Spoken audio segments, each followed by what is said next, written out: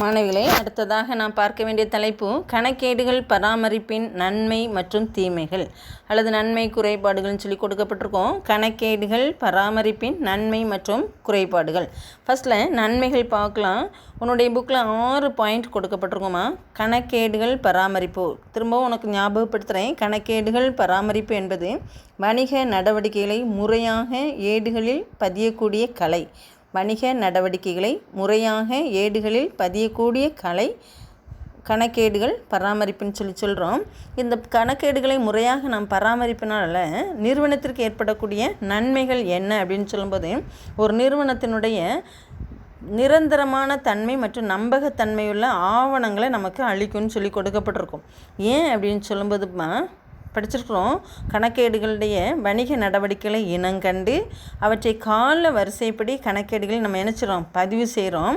இதனால் ஒவ்வொரு வணிக நடவடிக்கைகளுக்கும் ஒவ்வொரு வணிக நடவடிக்கைகளையும் கணக்கேடுகளை நம்ம பதிவு செய்து பராமரிக்கிறோம்.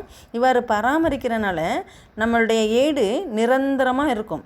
இப்போ பாரு, ஸ்கூலில் எடுத்துக்க, ஒரு 20 வருஷத்துக்கு முன்னாடி உன்னுடைய பேரண்டோ ஃபேமிலி யாரோ படிச்சிருக்கிறாங்கன்னா அவங்கள குறித்த டீட்டெயில்ஸ் உன்னுடைய கல்வி நிறுவனத்திலேருந்து வாங்கலாம். காரணம், அவங்கள குறித்த ஏடுகள் பராமரிக்கப்பட்டு பாதுகாக்கப்படுகின்றன, நிரந்தரமானது.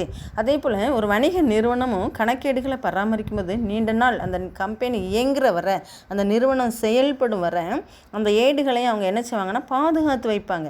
அவர் பாதுகாத்து வைக்கிறதுனால அது ஒரு நிரந்தரமான மற்றும் நம்பகத்தன்மையுள்ள ஆவணங்களாக நமக்கு அளிக்கின்றன.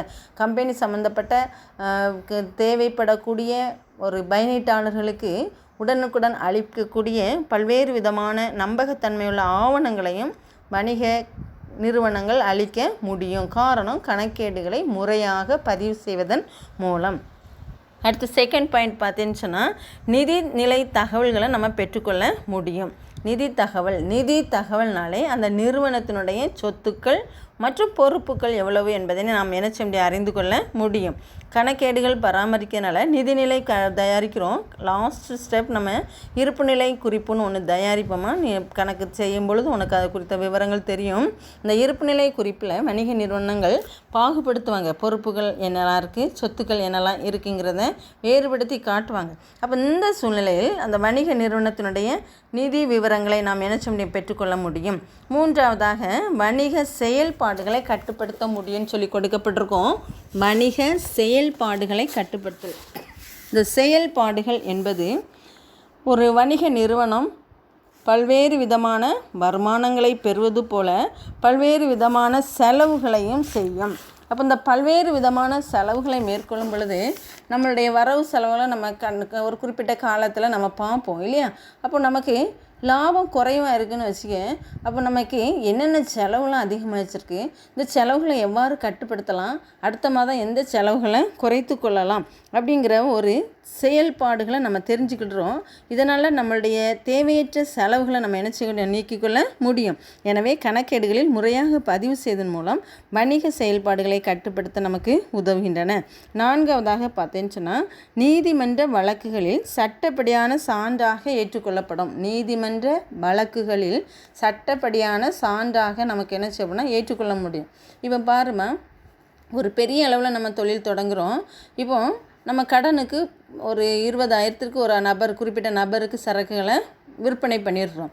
இந்த குறிப்பிட்ட நபருக்கு விற்கப்பட்ட நபர் அந்த குறிப்பிட்ட 20,000 தொகையை தராமல் அவர் என்ன செஞ்சிடறாரு, வாங்கலை, நாங்கள் அந்த கடனை திருப்பி பணம் தந்துட்டோம்னு சொல்லிட்டு நம்மளை சொல்லிடுறாரு. இந்த மாதிரி சூழ்நிலையில் இந்த கஸ்டமர் மேலே நம்ம நினச்சிடறோம், கேஸ் ஃபைல் பண்ணுறோம். இந்த கேஸ் ஃபைல் பண்ணும்போது நம்ம எங்கே போக வேண்டியிருந்திருக்கோம், 2 பேரும் கோர்ட் இல்லை கோர்ட்டில் மீட் பண்ணுவோம். அப்போ அந்த மீட் பண்ணக்கூடிய சூழ்நிலையில் அவர் கொடுத்துட்டேன் பாரு இல்லையா, நம்ம என்ன செய்வோம், தரலேம்போம். நம்மகிட்ட என்ன செய்யணும்னா அவருக்கான கடன் அடிப்படையில் சரக்கு விற்றதுக்கான ரிசிப்ட் வச்சுருப்போம். கணக்கேடுகளில் அவர்கிட்ட பெற்றதுக்கான எந்த ஒரு ஆதாரமும் இருக்காது. இப்போ இந்த மாதிரி சூழ்நிலைகளில் நமக்கு என்ன பண்ணியிருக்கலாம்னு சொன்னா, சட்டப்படியான நீதிமன்ற ஆவணத்திற்கு நம்மளுடைய ரெக்கார்ட்ஸ் கொண்டு போய் காட்டிடலாம். பாருங்கள், இத்தனாந்தேதி விற்றுருக்கோம், இதுக்கு இடையில எதுவும் வரல. உனக்கு இன்னும் கணக்கேடுகள் இந்த புக்கில் பார்க்க போனால் கடனுக்காக கொடுக்கக்கூடிய பற்றுச்சீட்டு, வரவு சீட்டு, இந்த மாதிரி சூழ்நிலைகளை பார்ப்போம். அத்தனை ஏடுகளையும் நிறுவனங்கள் கணக்கேடுகளில் பதிவு செய்கிறனால நீதிமன்ற ஆவணங்களாக நாம் என்ன செய்ய சமர்ப்பித்து கொள்ள முடியும். அடுத்து என்ன சொன்னால், பிற நிறுவனங்களோடு நம்ம என்ன சொன்னால் ஒப்பீட்டுக்கு எளிதாக இருக்கும். அதாவது வேறு கம்பெனியோட நான் சொன்னேன், நானும் ஒரு பக்கத்தில் ஒரு கடை ஆரம்பிச்சிருக்கேன், நீனும் ஒரு கடை ஆரம்பிச்சிருக்கலாம். எந்த கடையில் அதிகமாக லாபம் அடிச்சிருக்கு, எந்த நிறுவனம் அதிக போட்டி தொழிலோடு செயல்படுதுங்கிறத 2 நிறுவனத்துடைய கணக்குகளை கண்டுபிடிக்கலாம், லாப நட்டங்களோட கம்பிடலாம்.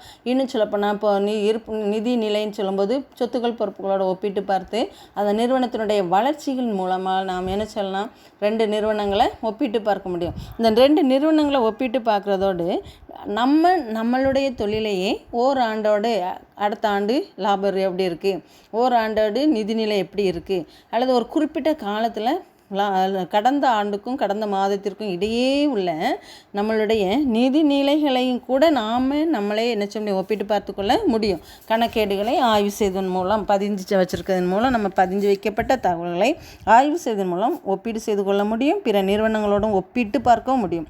ஒப்பீடு செய்தல் என்பது நம்மளுடைய கம்பெனியோடய ஒப்பிட்டு பார்க்கும். கடந்த மாதத்திற்கும் இந்த மாதத்திற்கும் உள்ள வேறுபாடு, கடந்த வருடத்திற்கும் இந்த வருடத்திற்கும் உள்ள தொழில்துறையில் உள்ள முன்னேற்றங்களை நாம் ஒப்பிட்டு பார்க்குறோம்.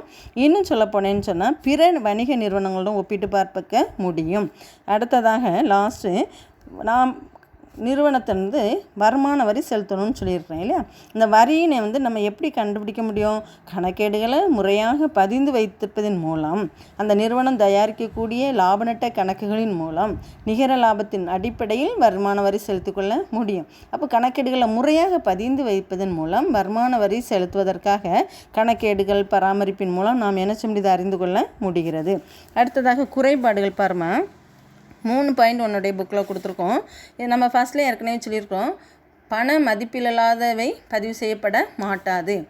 அதாவது பண்டமாற்று முறையில் நம்ம செய்யக்கூடிய தொழிலின் தன்மைகள் நம்ம கணச்சுடைய பதிவு செய்ய இயலாது. பணம் மதிப்பிலான காரியங்கள் மட்டுமே என்ன செய்ய பதிவு செய்யப்படுகின்றன.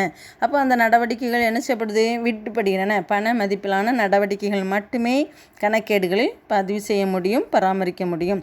அடுத்தால பார்த்துச்சுன்னா இந்த விலைநிலை மாற்றங்களை நம்ம கணக்கில் என்ன செய்வதெல்லாம் எடுத்துக்கொள்ளப்படுவதில்லை. விலைநிலை மாற்றங்கள் இப்போ பாருங்கள், சப்போஸ் நம்மளுடைய ஒரு வெஜிடபிள் கடை வச்சுருக்குறேன். இந்த கடையில் ஒவ்வொரு நேரம் கூட சில நேரம் என்ன செய்யும், காலையிலேக்கு ஒரு ரேட் இருக்கும், மத்தியானத்துக்கு ஒரு ரேட் இருக்கும். தங்கத்தை எடுத்துக்க, காலையில் ஒரு ரேட் இருக்கும், மத்தியானம் ஒரு ரேட்டு சொல்லிடுவாங்க இல்லையா. அப்போ அந்த விலை நிலை மாற்றங்களை நம்ம உடனே கணக்கில் என்ன செய்ய முடியாது, எடுத்துக்கொள்ள இயலாது. இப்போ ஆவரேஜாக நம்ம வாங்கிய விலை விற்ற விலை மைனஸ் என்ன செய்யணும்னா லாபம், வாங்கிய விலைக்கும் விற்பனை விலைக்கும் இடையே உள்ள வேறுபாடு லாபம் அல்லது நட்டம்னு சொல்லிட்டு தான் நம்ம என்ன செய்வோம் கணக்கு முடிப்போம். எனவே இந்த விலை நிலை மாற்றங்களை நம்ம வணிக நடவடிக்கைகளை உடனுக்குடன் எடுத்துக்கொள்ளப்படுவது இல்லை. அடுத்தால கடந்த கால நிதி விவரங்கள் மட்டுமே நமக்கு என்ன செய்ய முடியும் பதிவு செய்யப்படும். கடந்த கால நிதி விவரங்கள், கடந்த கால நிதி. அப்போ பாரு, இப்போ நம்ம செப்டம்பர் மாதம் முடிவில் இருக்கிறோம். செப்டம்பர் மாதத்துக்கு முந்தின வர ஜனவரி டு செப்டம்பர் வரை நம்மளுடைய நிதி விவரங்களை தெரியும். அதுக்காக நவம்பர் டிசம்பரோட நிதி விவரங்கள், வருமானம் எவ்வளவு, செலவு எவ்வளவு, என்னென்ன சொத்துக்கள் இருக்கும், எவ்வளோ கடன் செலுத்த வேண்டியிருக்கும் நம்மளால் என்ன செய்ய அறுதிட்டு கூற இயலாது. எனவே கடந்த கால நிதி விவரங்கள் மட்டுமே பதிவு செய்து கொள்ள முடியும். இவை 3 கணக்கேடுகள் பராமரிப்பின் குறைபாடுகளாகும். அடுத்த கிளாஸ் பார்க்கலாம். தேங்க்யூ.